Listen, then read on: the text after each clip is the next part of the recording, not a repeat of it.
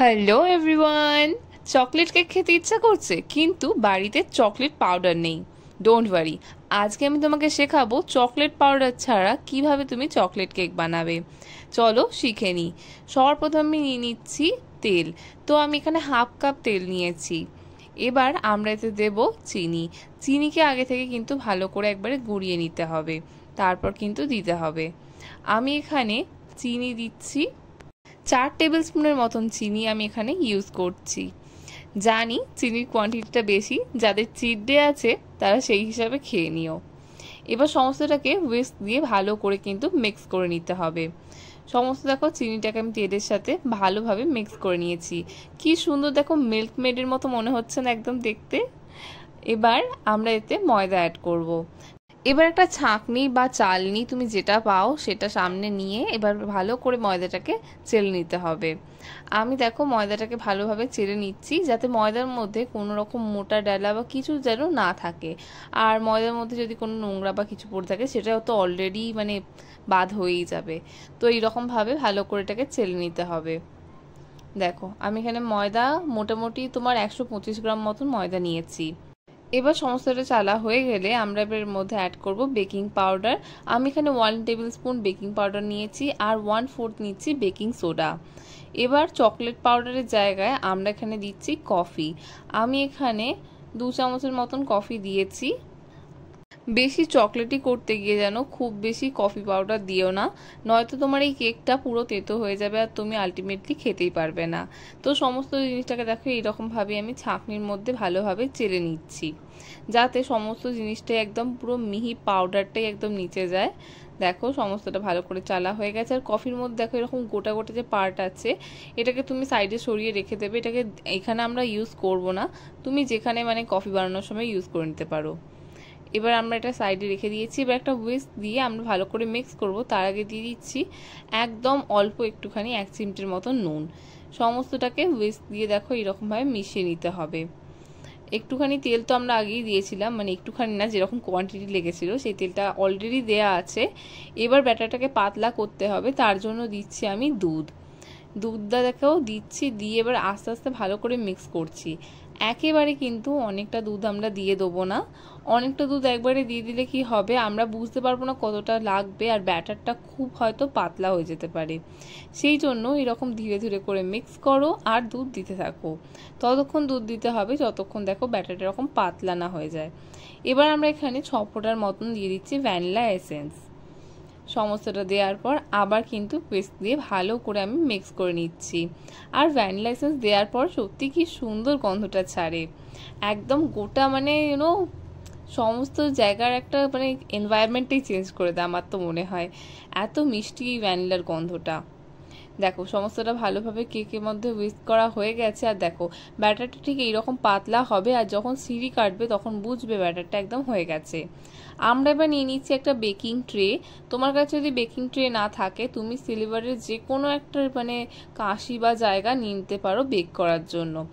এবার আমি এখানে দিয়ে দিচ্ছি বাটার পেপার।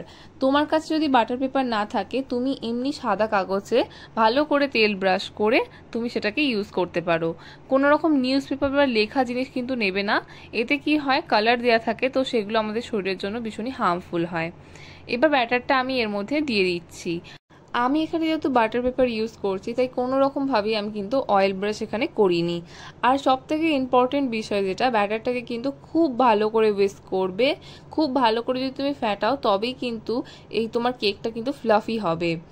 আর আরেকটা বিষয়, যখন ব্যাটারটাকে তুমি খুব ভালো করে ফ্যাটাবে দেখতে পাবে ব্যাটারের কালারটা না হালকা হয়ে আসছে, আর ব্যাটারটাও কিন্তু ভীষণ হালকা হবে। হাতে নিলে দেখতে পাবে খুবই ছোট ছোট প্রচুর বাবলস আছে। তো এবার দেখো ব্যাটারটাকে ভালো করে এরকমভাবে আমি স্প্রেড করে দিচ্ছি সমস্ত দিকটাকে। ভালো করে স্প্রেড করে দেওয়ার পর দেখো একটু হালকা করে ঠুকে নেবে। এইরকমভাবে ঠুকলে কি হবে, যে বড় বড় এয়ার বাবলসগুলো আছে সেগুলো কিন্তু বেরিয়ে আসবে।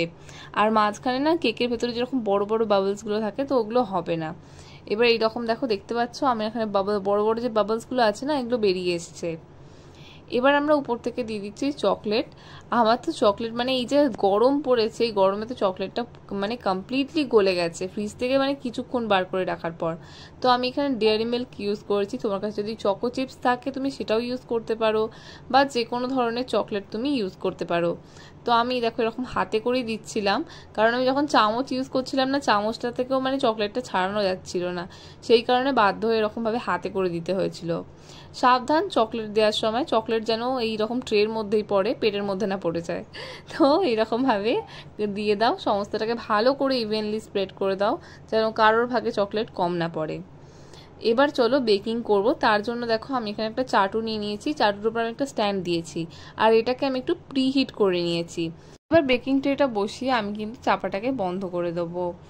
আর এবার দেখো চাপাটা আমি বন্ধ করে দিয়েছি, ভালো করে যেন চাপাটা বন্ধ পড়ে।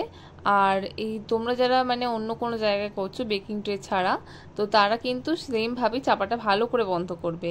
এবার দেখো 40 মিনিট ধরে আমি কিন্তু বেক করেছি। তারপরে দেখো আমি কাঠি দিয়ে দেখছিলাম এটা বেক হয়েছে কিনা। কাঠির গায়ে যদি কিছু না লেগে থাকে তাহলে বুঝতে হবে বেকিংটা কমপ্লিট হয়ে গেছে। এবার দেখো আমরা এটাকে বের করব। আমাদের বেকিং হয়ে গেছে। বেকিং হওয়ার পর আমি কিন্তু কিছুক্ষণ রেখে দিয়েছিলাম কেকটা ঠান্ডা হওয়ার জন্য। এবার কেকটাকে আমি একটা দেখো জায়গাতে ঢেলে নিচ্ছি, এরকমভাবে মানে ঢেলে নিচ্ছি বলতে এটাকে বের করে নিচ্ছি। আর হ্যাঁ, আরেকটা বিষয়, তোমরা যখন মানে বেকিং করবে তখন প্রথমে তো তোমরা হাই ফ্লেমে রাখছো, জিনিসটাকে প্রিহিট করছো, কিন্তু তারপরে কিন্তু ফ্লেমটা কমিয়ে দেবে, নয়তো দেখো এরকম কেকের পিছন দিকটা কিন্তু জ্বলে যাবে আর পুরো কালো হয়ে যাবে। আমরা দেখো ফার্স্টে ফ্লেমটা বাড়িয়ে রেখেছিলাম, তারপর ধীরে ধীরে মানে লো করে দিয়েছিলাম। তো আমাদের দেখো পিছন দিকটা মানে কেকের একদম ইভেনলি কুক হয়েছে, আর এখানে কিন্তু কোনো রকম মানে জ্বলে যায়নি। এবার বাটার পেপারটাকে আমি ভালো করে হাতে করে ছাড়িয়ে নিচ্ছি। তোমরা যেটা মানে অয়েল পেপার দিয়ে করতে পারো, মানে পেপারে অয়েল ব্রাশ করে যেটা করতে পারো, সেটাও এখানে মানে সেমভাবেই কাজ করবে। এবার কেকটাকে আমি এরকমভাবে উল্টে নিচ্ছি। এবার কেকটাকে কাটার পালা। এবার আমি তোমাকে কেকটাকে কেটে দেখাবো কেকটা কতটা স্পঞ্জি হয়েছে আর কতটা টেস্টি হয়েছে। দেখো ছুরি দিয়ে ভালো করে আমি কেটে নিচ্ছি। আমি এখানে মানে সবাইকে দেবো, তো সেই জন্য আমাকে চৌকো করে সব জন্য একদম ইভেনলি কেটে নিতে হচ্ছে। তোমরা চাইলে এইরকম কেক বানিয়ে রেখে দিতে পারো, আর নিজেদের বাচ্চাদের জন্য কিন্তু তাদের টিফিনেতে এই কেকগুলোকে দিয়ে দিতে পারো। এই কেকগুলো যাতে একদম বাড়িতে বানানো, তাই এইটা যতটাই টেস্টি ততটাই কিন্তু হেলদিও। সত্যি কথা বলতে তোমরা এই রেসিপিটা কিন্তু বাড়িতে অবশ্যই ট্রাই করো, আর ট্রাই করলেই বুঝতে পারবে যে চকলেট মানে পাউডার ছাড়াও যে এত সুন্দর চকলেট কেক হতে পারে, তোমরা বিশ্বাসই করতে পারবে না।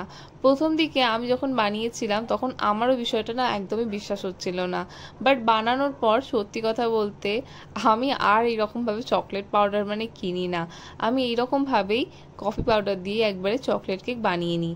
দেখো আমাদের চকলেট কেকটা কতটা সফট হয়েছে, আর দেখতেও এটা খুবই সুন্দর লাগছিল, স্পেশালি যখন চকলেটগুলো মুখে পড়ছিল।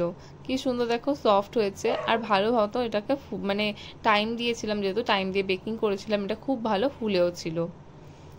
তোমরা এটা বাড়িতে কিন্তু অবশ্যই ট্রাই করো, আর তোমরা কিন্তু তোমাদের রিভিউ আমাদেরকে নিশ্চয়ই জানিও। আর নেক্সট তোমরা কি ভিডিও দেখতে চাইছো সেটাও কিন্তু আমাদের নিশ্চয়ই জানাবে।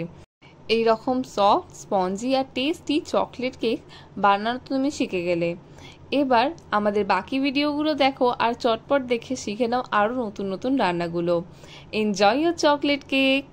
এবার চটপট যাও ইউটিউবে সার্চ করো FORONE ফোরন বলে, আর সাবস্ক্রাইব করে বেল আইকনটা ক্লিক করে দিও, যাতে আমাদের নিত্য নতুন রান্নার রেসিপি নোটিফিকেশন তুমি সবার আগে পেয়ে যাও। আর তুমি যদি আমাদের ভিডিও ফেসবুকে দেখে থাকো তাহলে আমাদেরকে ফলো করে দিও। And don't forget to like, comment and share. ইতি তোমার ফোরন। বাই।